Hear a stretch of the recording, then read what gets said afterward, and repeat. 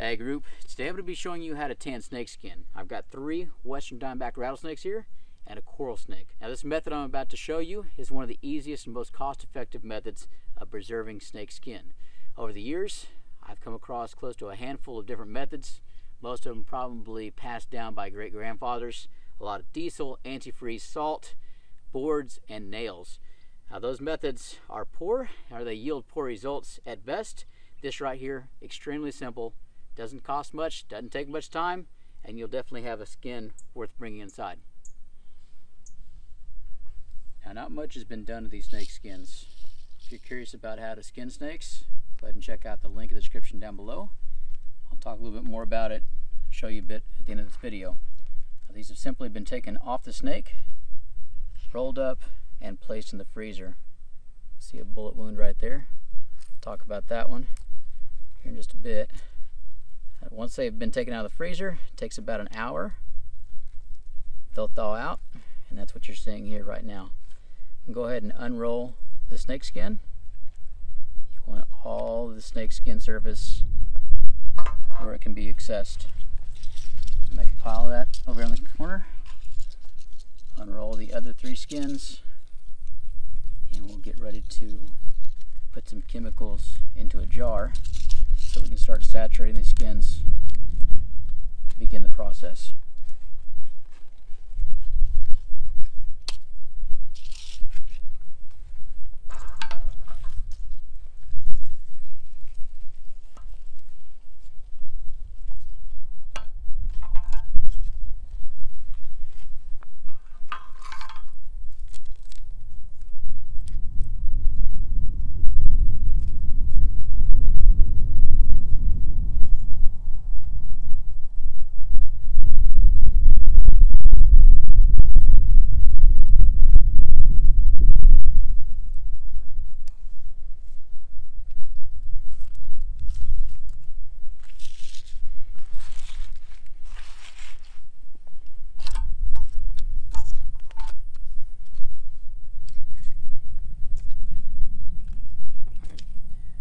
Depending on how many snakes you're going to be tanning at a time. I think out here in the south, this is Texas, quite a few neighbors have snake skins in their freezers with aspirations of getting them tanned and preserved at some point or other. So if you talk to your neighbors, you might be able to get a pretty good batch of these things going. A lot of these chemicals are extremely reusable. So a batch, a pint of each of these chemicals will do you close to 2 dozen snake skins. Now the first one is going to be glycerin. Now this is a preservative, pretty easy to come across. You can get this in equestrian centers as well as food preservation. So a lot of your supermarkets have this. You can buy it online. This quantity right here is about 12 bucks. Okay. The second ingredient is 90% isopropyl alcohol. We're going to use this solution. It's going to be half and half, glycerin and alcohol. Now adding these 2 chemicals into our pickle jar and putting our skins inside is the first part of a 3-step process. From here, this should be half and half, glycerin and alcohol. We'll go ahead and add our skins, and we'll put our jar in a cool place, out of the sun. The sun is not your friend. Every day, up to twice a day, we'll come in and shake the solution up. You want to make sure that all these chemicals are mixed up equally as much as possible, and that all the snake skin is immersed and has all of the material contacting the chemicals.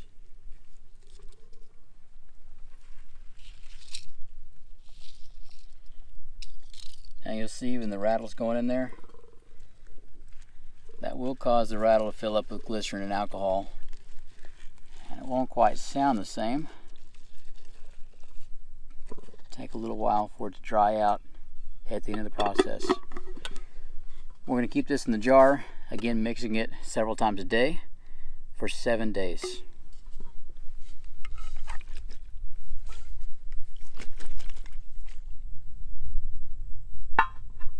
Now you want to make sure that your lid is on there good and tight. Alcohol does have a tendency of evaporating if it's not in a sealed container. And you want to make sure that your 50-50 of glycerin and alcohol stays balanced. Go ahead and put this up for the night, give it a shake tomorrow, and show you what's going on.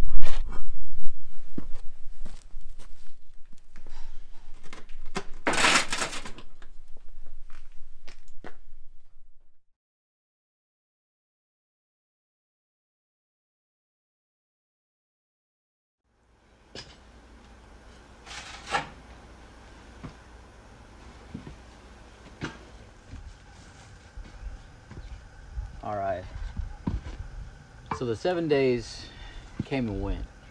It's been 7 months. So time kind of got away from us, life caught up, but our liquid levels are pretty much where we left them. I'm gonna go ahead and open this thing up, give it one more shake, and then we'll start the drying process. All right, in order to get these things stretched and dried, we're going to be using a really simple method, and that's going to incorporate these sticks right here. I've seen people take boards and nails and poke holes in snake skins. It's not necessary. This is a really awesome way to do it. We should have 4 skins in here, 4 sticks. Should be long enough.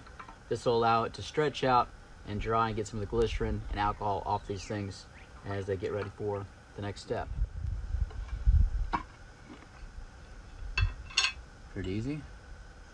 Should still smell like alcohol. It's a good sign. This is where the gross part comes in. Come in here. Start out with one of the rattlesnakes. A little slimy. Definitely feel the alcohol, which is a good thing. You still want to be able to keep the glycerin inside of here, so we don't want to let too much of it drip out. I'm going to take this stick right here, get it started, and we're going to stretch out the skin on the stick. I'm a little out of practice, so I'll get better at it. Notice how I'm pulling on that. As I turn it, I'll continue to stretch the skin out, making sure that none of the parts of it are rolling up underneath. I'm going to do this real tight. Sometimes 2 people can get this done even better. But as I do so, stretching, and I'll be actively pushing the glycerin out of this as I roll it up real tight. As I do this, you'll probably notice the skin's getting wider and wider. And it'll actually come out to a much larger skin, much wider and much longer than the snake was. So these creatures are capable of eating much larger prey. So snake skin, rattlesnake included in that, have very flexible, very elastic skin. And allows them to eat really big prey. So as I stretch this on here, it's going to get fairly large, and hopefully I got a stick that was large enough to roll it out on. All this time, again, the glycerin is getting squeezed out of there as much as possible, and I'm stretching that skin out to make it real pretty, little by little.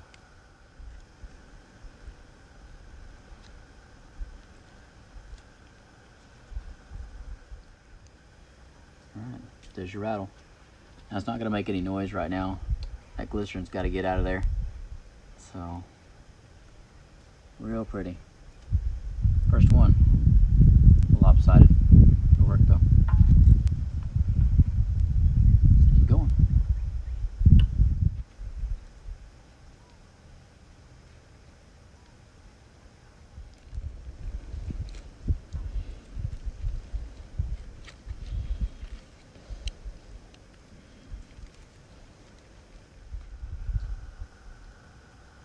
Rattlesnake number 2.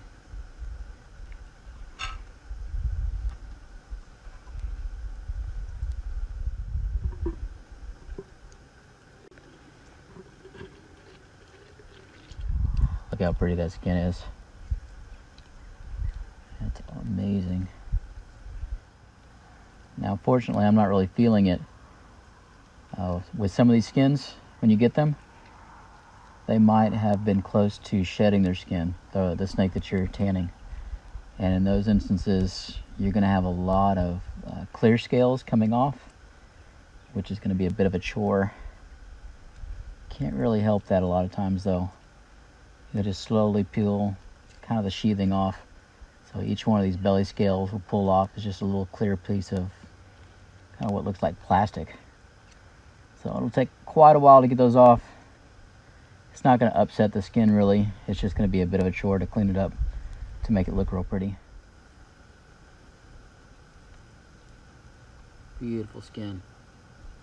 And again, nice little rattler, but it won't rattle for several days as the chemicals dry out and drain out.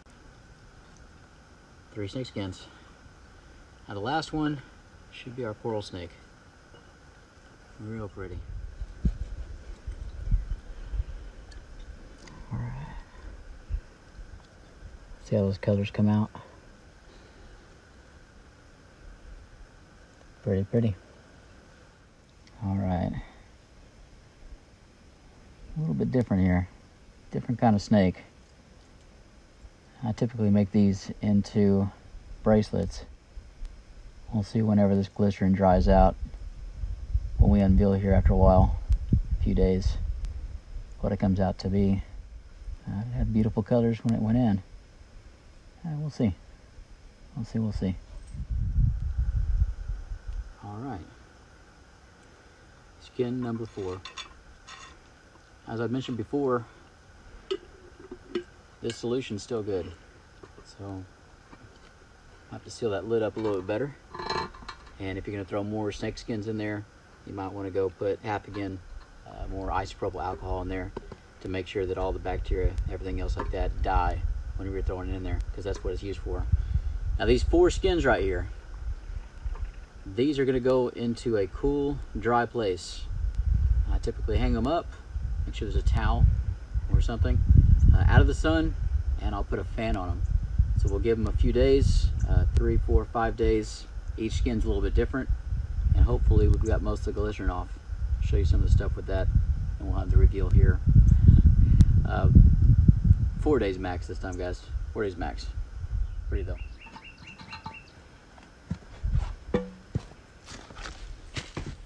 All right, it's been 4 days. It's time for the big reveal when it comes to these snake skins. Now right now, you're inside of my leather shop. This is the first kind of sneak peek that y'all have gotten of this place. Whenever it's raining outside, too cold, too dark, right now the wind is real high, I'll be inside of here doing all kinds of projects. And I intend on doing some videos to show you what I get up to whenever the camera's not filming me outside. Now here in my left hand, I've got a towel. You might want to use that. 4 days drying is kind of the minimum, and a lot of times you're going to have a little bit of glycerin or alcohol still kept between these skins. So you can wipe that off, make sure it doesn't get too messy. As you wipe, you want to go with the scales, all right, all the way down. But check out that skin. Isn't that gorgeous? Now as I unroll this, I'm smelling isopropyl alcohol. And what that means is that as I rolled it up, hide is, for the most part, watertight. And so that alcohol was getting caught in between there. It wasn't exposed to the atmosphere, which means that it didn't get a chance to evaporate. This hole right here, y'all saw that whenever we were putting this thing into the solution all those months ago. This is a bullet going through. This rattlesnake is the snake that bit me in the arm a little over a year ago. For those of you that have been part of the channel, you know the story. If you don't know the story, well, check out the rest of the channel. This is my big mistake, and this one's definitely going to go up on the mantelpiece. I'll probably make a project out of that and put it on a big piece of mesquite and lacquer it. Gorgeous skin. Now, the other benefit to using these sticks, you come out, you dry these. We'll leave these out for about 2 hours and kind of let some of the alcohol evaporate. But if I want to re-wrap them, I can put it back on the stick and stretch even further. So you can make a 4-foot snake into like a 4-foot, 4-inch snake, because you can keep on tightening it up, stretching that skin out. Pretty cool little trick. Skin number 2. It's beautiful, and it's got a very, very different feel to it. So I don't know if you can tell, but it's just really thin, real sheer. Feels very delicate, but it's very strong. So that probably means is that this snake shed or molted a short while before it was dispatched. And this one is Zach Fowler's. If you have not checked out his channel, check it out. Zach Fowler's Makery and Mischief. And he took this snake during his 30-day challenge out here in Texas. So beautiful, beautiful skin. Good size. We'll roll that back up and we'll ship that off to Maine. Check out his channel. Smells good too. Now we want to have that smell of isopropyl alcohol. That is what allows us to kill all the bacteria. Let's get this shit up. The other option here is if you're not smelling that, if you're smelling something bad, then you've got some rot in there. 7 days in the vat, shaking twice a day, it should be enough to kill everything you have inside of that snake skin. If you are smelling anything that's bad, you might have to go ahead and put the snake skin back into the solution, add some more isopropyl alcohol, and I would definitely check up underneath where the ribs are, the belly, because if your snake is fat, some of them do have a fat reserve, you're going to find a little bit stuck in there. You can peel that out. That's probably going to be the culprit. If your snake has been out in the heat for too long before you go and skin it, I've had people go out on the side of the highway and pick up one that's been out 102 degrees for 3 or 4 hours. Sometimes they're just too far gone. It's going to smell like rot. You can try, but it might not make it. Look at that snake skin. Now this one is from the Wooded Beardsman up in Canada. This was done a little over a year ago. Let's see, almost 2 years ago. This is when he came down to do his Texas challenge. So if you have not checked out that channel, Wooded Beardsman, do so. And you'll see both of us eating the snake during our survival challenge. It made a good meal. So that'll be boxed up and sent up north as well. Now the last snake skin right here, this is the coral snake. And I've done at least a dozen of these things. I really enjoy them. But every once in a while you'll see one on the side of the road that's been run over, or a neighbor calls up and they've taken one out of their garden and taken it into pieces. So we get a chance to do these every once in a while. For those of you that have been part of the channel, you know that I have eyesight problems and I wasn't really able to catch it whenever we pulled this out of the vat. But these red bands are seriously damaged. That's not normal. Kind of reminds me of, I don't know, wax paper? But this is not the norm. My guess is that keeping it in there all that extra time, it allowed that glycerin and the alcohol to separate. And this probably got caught in maybe the alcohol or just pure glycerin, one of those areas, and it just kind of broke it down. So 7 days, shaking it up a couple times a day, making sure that this doesn't happen. Because we've done this a whole bunch. I've made bracelets and hat bands out of them. I've never had that occur. So that's kind of on me. Again, if you're doing it wrong, don't expect good results. That's just that. I've had a lot of questions about snake skins that have been messed with in the past. Folks have gotten them, nailed them to boards, and let them dry out. Put kerosene on them, put diesel on them, done a number of things to them, and the snake skins have cracked or looked terrible or turned really, really dry and brittle and dull. You can take those off. Put some water on them, soften them back up, pull the nails out, and you can put them in these chemicals and retan them. If you've got salt or any other kind of chemical on there, you're going to go ahead and just rinse them. You put it in a bowl of water, rinse up that skin real good, and then put it into the chemicals, and you might be able to save that skin. I've also been asked, what do you do if you're out on the trail? If you're far away from any place where you can get to a freezer, where you can freeze the skins. People have asked, can I freeze the skin? Is it okay to freeze the skin? Am I going to damage it if I just throw the whole snake in there or just the skin? You won't damage it at all. I freeze all my skins. They come out beautifully, no problem there. But out on the trail, what I would do is skin, go ahead and take my stick, find some salt. Sometimes that's a container of iodinized, sometimes it's just the little shakers, and I'll have somebody help me out and they'll shake salt on it as I wrap up that skin. I'll put it inside of a paper towel or some tissue paper, whatever I've got. Don't put it inside of a Ziploc bag because you're gonna lock all the moisture in there. And over the next 5-6 days, it'll just ride along with me in the saddlebags. I get to camp, I find myself a freezer, I chunk the skin in the freezer, we're good to go. Whenever I'm ready to go ahead and tan it, I'll pull it out, put it in water, rinse it off, get all the salt off of it, kind of dab it dry, let it dry for a little while, and then put it in the solution, and then we're good to go. I'm also putting glycerin onto some soft shell turtles, messing around with a few of the lizard hides and kind of playing around with what's possible. There's other ways of going about tanning these skins. I've even got this old relic. It was sold by Tandy's 30 years ago. This came out of one of the old boxes, and definitely might have to put the directions on here if y'all are interested in it. It's definitely a different way of doing it, but retro. It says it takes care of quite a few skins, but I don't know, the methods and the steps are very different from what I do now. One of the last things I want to show y'all is this, and this is kind of a window into my past. I know folks are wondering where I get some of these skills. A lot of it comes from the BSA, Boy Scouts of America. A lot of it comes from some of the camps and high adventure areas, like the Buffalo Trail Scout Ranch. Other parts are from my dad and my grandparents. So what I have here in my hands, I was given when I was 5. Birthdays and Christmases were pretty interesting for me. My grandparents traveled a lot, and they're both gone now, unfortunately. But they went to a lot of third world countries, and they smuggled things out for me. So at 5 years old, I was given an anaconda skin. I looked around on the internet. I couldn't find one, but that might just be that I'm bad on the internet.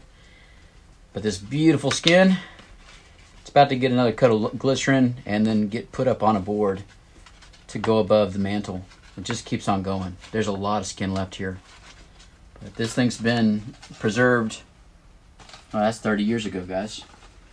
And it's still great. It's been taken care of a few extra times, but half of it hasn't even been in atmosphere controlled environments. So, pretty good. They would take skulls, pelts, snake skins, caimans, guns. They would smuggle guns. They got away with a lot on airplanes back then, but it was a different time as well. So I had quite a collection. It was an interesting childhood, and I'll have to share some of that with y'all in the future. So hopefully y'all learned a little bit. Guys, if y'all have any other questions about what y'all can do with these, for the most part, these chemicals just work fantastic. You might have a little bit of glycerin in your hands, wipe it off, let it dry, and you've got a conditioned snake skin. With snake skins, for the most part, I don't use them on anything that's going to be really rubbed. So I wouldn't really do boots with them unless you're just going to dance with them. I would inlay them and put leather around them, make sure they're protected. But whatever ideas you've got, throw them in the comment section. We read it. Please like, subscribe. Tell us what you think about all of this. And hopefully some of y'all get some use out of it. Rattlesnakes happen down here. There's a lot of areas where they are protected. I know your timber rattlesnakes definitely need to be looked after. But western diamondback in certain areas, they're extremely numerous. And it's just a fact of life. They're all up and down the highways. It's almost an everyday thing out here in Texas. So if they're going to die, if you do have to remove them, if you find them inside the house or inside the road, you might as well do something with them. If you're wondering about how to eat them, how to cook them, we got videos for that too. So subscribe, check it out. Guys, as always, till next time.